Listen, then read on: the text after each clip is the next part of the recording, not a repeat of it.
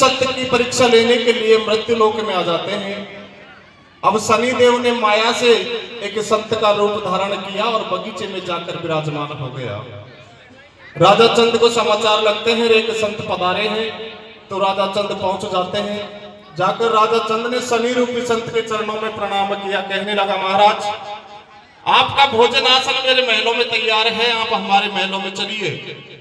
लेकिन प्यारे सज्जनों, शनि रूपी संत कहने लगा कि राजन पहले मुझे 3 वचन दे, तब तेरे महलों का दाना पानी पाऊंगा। तो राजा चंद सोचने लगा, रे जो संत है उससे मेरे कार्य की हानि नहीं हो सकती और 3 वचन दे देता है। प्यारे सज्जनों, शनिदेव कहने लगा कि राजन तुम अपनी रानी मलियागिरी को लेकर के आओ, पालकी में बिठा करके मुझे अपने महलों में ले चलो, तब जाकर के तेरे महलों का दाना पानी पाऊंगा।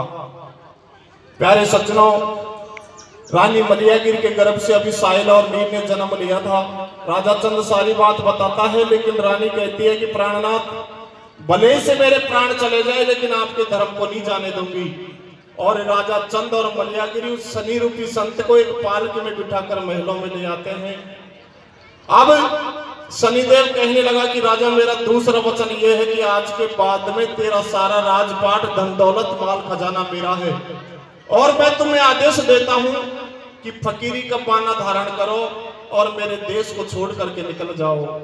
तो प्यारे सज्जनों, अब राजा चंद रानी मलियागिरी और सायल नीर उनके पलने में लेकर के और अपने नगर को छोड़ते हैं और मां गंगा के तट पर पहुंच जाते हैं। मां गंगा के तट पर पहुंचकर राजा चंद रानी से कहने लगा, रानी तुम यही मां गंगा के तट पर इंतजार करो, मैं साहिल और नीर के पलने को मां गंगा के दूसरी पार उतार करके आता हूं।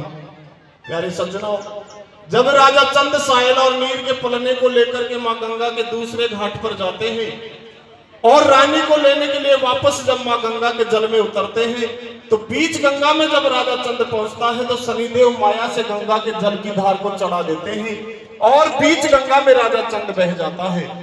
अब मां गंगा के एक तट पर 2 दिन के साहिल और नीर और दूसरे तट पर रानी मलियागिरी तड़पती रह जाती है और बीच गंगा में राजा चंद बह जाता है।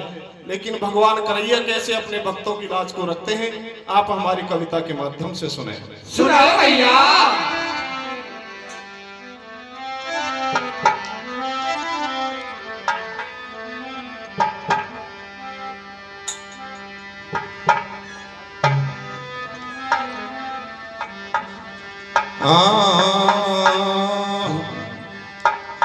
कहे समाचार चलो जा रे, भाई संत द्वार पे आया। कहे समाचार चलो जा रे, भाई संत द्वार पे आया। कहे समाचार